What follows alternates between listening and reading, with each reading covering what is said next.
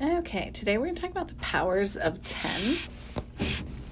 Now, when we talk about powers, it's looking at exponents. So if we, for example, had the number 2 squared, that's the same as saying 2 times 2, okay?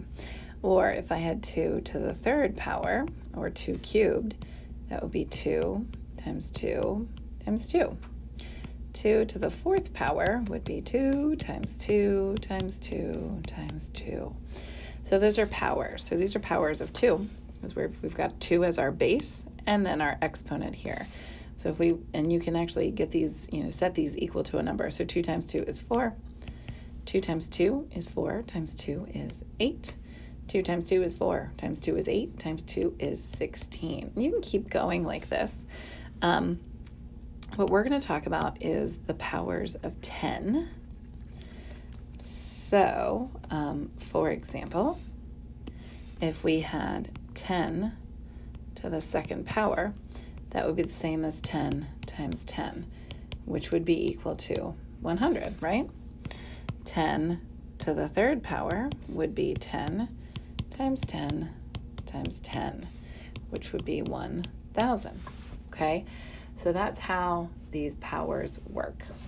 Now we're going to look at a chart, page before. 10 squared was equal to 10 times. I have a number. If I had 2 to the 0 power, that is the same as 1. Because if I had 2 to the second power, it would technically be 1 times 2 times 2. So when we're doing 2 to the 0 power, we're just not going to have these times 2's. Does that make sense? So we'll have, if I had 3 to the 0 power, it would be equal to 1. If I had 1 million to the 0 power, it would be equal to 1. So here, to kind of help us take a look at these and sort of break these down as our, in our different forms. Okay, so if we look at standard notation here, the standard notation for 1 would be 1. The standard notation or standard form for 10 would be 10. Standard notation for 100 would be just 100. And then we have 1,000. And then 10,000. And I'm going to have to write smaller because my little numbers aren't going to fit. Uh-oh. And 1 million, I might have to write sideways. 1 million. Okay. So now, the question here is, what would we need 10 of to make this number? So let's start with the 10. So 10, put a little bracket here, 10 ones, okay? And then for the hundreds, we would need 10 tens. Make my pen a little skinnier. For the thousands, we would need 10 hundreds, right? For the 10,000s, we would need 10 thousands. For the 100,000s, we would need 10 thousands. Notice we're doing 10 of the place value before. And then for millions, we need 10 100,000. So if we had a pile of 10 100,000s, then it would equal 1 million, right? So if we look at the tens here, for multiplying these by 10, it would just be 10 times itself, right? 10 times 1. Hundreds would be 10 times 10. Thousands would be 10 times 10 times 10. 10,000s, and I'm going to need a second line here, 10 times 10 times 10 times 10. 10 times 10, because these are getting 10 times bigger each time, right? So we had 2 tens, 3 tens, 4 tens, 5 tens, and now we need 6 tens.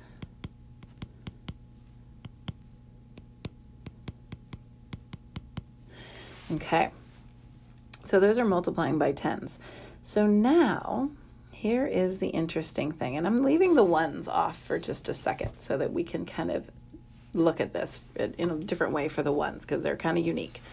So if we think about exponential notation, 10 or 100. So our exponential notation for 100 would be 10 to the second, right? And notice there are two 10s right here, which would mean that 10 would be 10 to the first, right? 10 times 1 would just be, or 10 times 1, or just 10, really, 10 to the first, right? There's only one 10. For the thousands, 10 to the third, right? 3 10s. This one would be 10 to the fourth. This one would be 10 to the fifth. And this one would be 10 to the sixth. Okay, so that's kind of how this chart is going to work. But then the question is always, what about the ones over here? Now with the ones, we have, now if you're noticing that these are going down 6, our exponents are going down 6, 5, 4, 3, 2, 1. This is technically 10 to the 0. Now, to the 0 power is always a really fascinating thing. When we look at 10 to the 0 power, notice here that I put times 1. Technically, every one of these has a little times 1 here. But in most cases, we don't write the times 1 because it doesn't change our answer. So that times 1 becomes really important when we're talking about our ones, right? So the only thing we're taking off all the multiplying, all the 10s that we're multiplying, and we're just going to have 1 left. So that's why 1 is equal to 10 to the 0 power, okay? So an interesting concept, but 10 to the 0 would be equal to 1.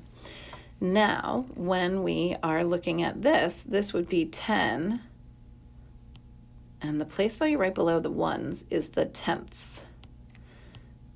10 tenths, or you could say 10, and we could write the word tenths.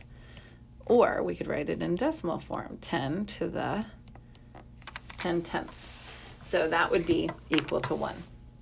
Sorry, the next thing we're just going to look at is okay, so I know this has a ton of information on it, but it's important, and it has a lot of different concepts that we are going to use in our next lesson. Thanks, guys. Next, add the number 1,000. What would that be? 10 to the